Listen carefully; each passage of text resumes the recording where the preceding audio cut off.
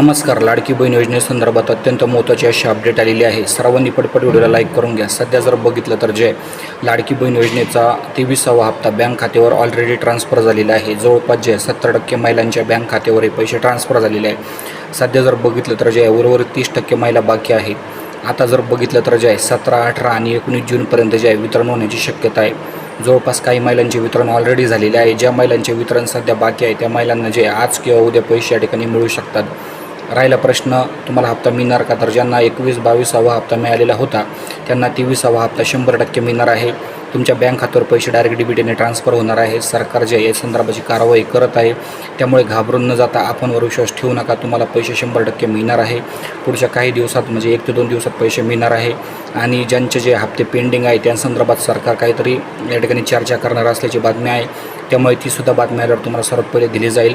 सध्या मात्र जर बघितलं तर जे तुमच्या बँक खात्यावर पुढच्या 2 दिवसात पैसे ट्रान्सफर होतील.